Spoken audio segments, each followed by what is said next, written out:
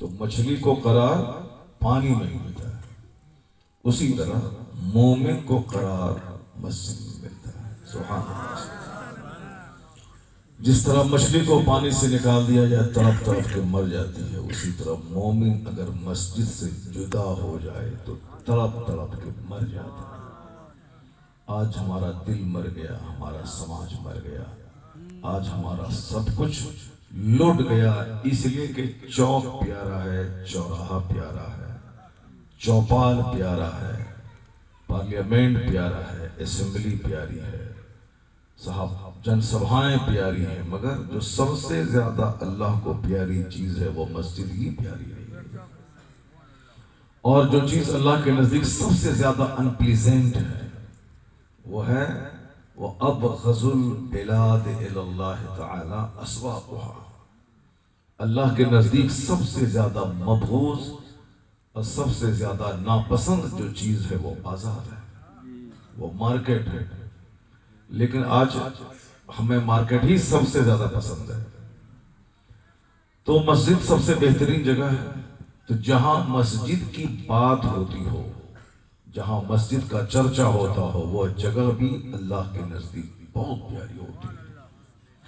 اور اس کے تعلق سے آپ اتنا جان لیں کہ جہاں چند لوگ بیٹھ کر اللہ کا ذکر کرتے ہیں، اس کے بارے میں آیا ہے کہ اس محفل کا چرچا فرشتے آسمان میں کرتے ہیں۔ اللہ سبحانہ۔ یہ محفل جہاں آپ بیٹھے ہوئے ہیں، اگرچہ اس علاقے کے سارے لوگ آ جاتے تو لاکھوں کی تعداد میں مجمع ہو جاتا، لیکن سارے لوگ جنت نہیں جائیں گے نا۔ جنت میں تو چن چن کے مخلص لوگ جائیں گے۔ جس طرح دنیا میں بے نمازی کی تعداد زیادہ ہے، نمازی کم ہے، جھوٹوں کی تعداد زیادہ ہے، سچے لوگ کم ہیں، منافق زیادہ ہیں، مخلص لوگ کم ہیں، ایماندار کم ہیں، بے ایمان زیادہ ہیں، شریف کم ہیں، رذیل قسم کے لوگ زیادہ ہیں۔ اسی سے اندازہ لگا لیں کہ جنتی کم ہیں، جہنمی زیادہ ہیں۔ تو جہنمی اتنا زیادہ ہیں کہ دنیا کے سارے لوگ اگر جہنمی ہو جائیں تو جہنم کا پیٹ نہیں بھرنے والا ہے۔ اتنا بڑا پیٹ اس کا ہے کہ قرآن شریف میں آیا ہے کہ جہنم میں سارے کفار، مشرکین، یہودی، نصرانی، مجوسی، آتش پرست، مشرک، یعنی سارے کفار جہنم میں ڈال دیے جائیں گے۔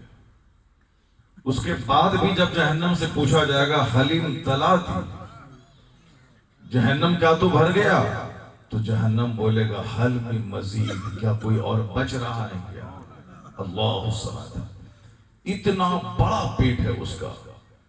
یہ دنیا میں آج ہر طرف لگ رہا ہے کہ کافروں کا بول بالا ہے، اس کی سپریمیسی ہے، اس کی آٹونومی ہے، اس کی سلطنت ہے، اس کا ایڈمنسٹریشن ہے، اس کے پاس مال ہے، دولت ہے، سب کچھ ہے۔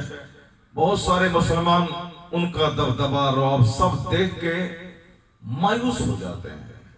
پتہ نہیں کہ ہم لوگوں کا فیوچر کیسا ہے، ہمارا بھوشیہ کیسا ہے، ہمارا مستقبل کیسا ہے۔ ان کے پاس دولت ہے، ان کے پاس آرمز ہے، ان کے پاس ہتھیار ہے، ان کے پاس دنیاوی شان و شوکت ہے۔ مسلمان بیچارے ڈرے ہیں، سہمے ہیں۔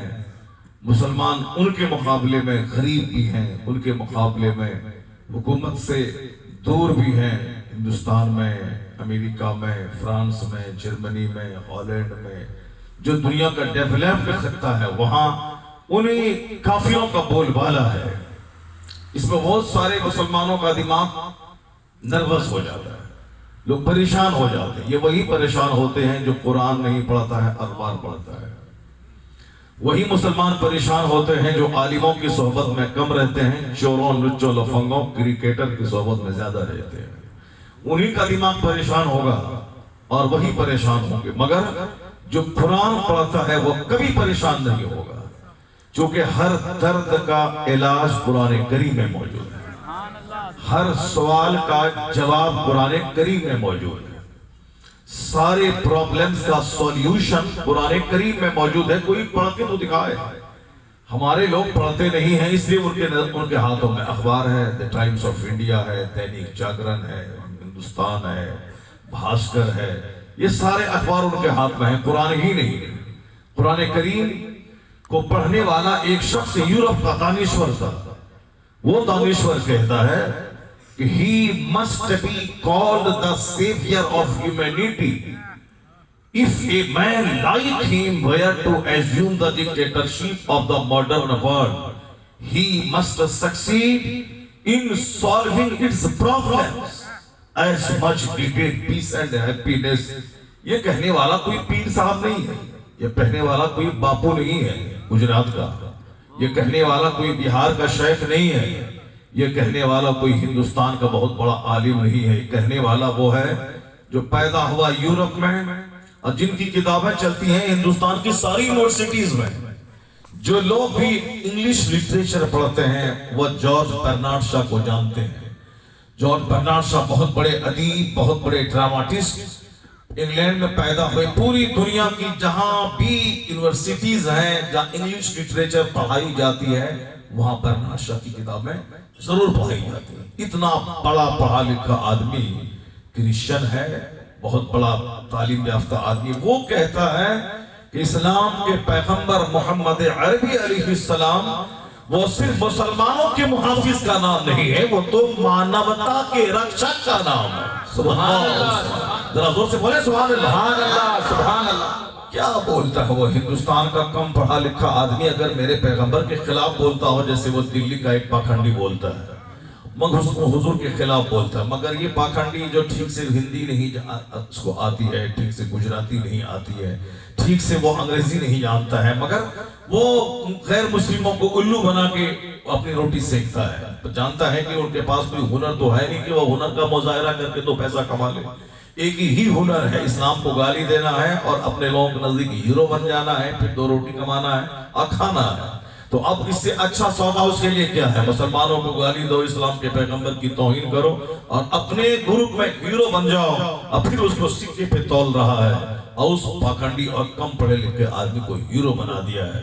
اسی لیے وہ گالی بکنے میں پی ایچ ڈی کر رہا ہے، یعنی اس کو خوب مہارت ہے، چونکہ گالی بکنے ہی میں اس کو روٹی مل رہی ہے، گالی بکنے ہی میں عزت مل رہی ہے، تو اب وہ کیوں علم کی گہرائی میں ڈوبے گا؟ کیوں فزکس پڑھے گا؟ کیوں کیمسٹری پڑھے گا؟ کیوں بایولوجی پڑھے گا؟ کیوں ایسٹرولوجی پڑھے گا؟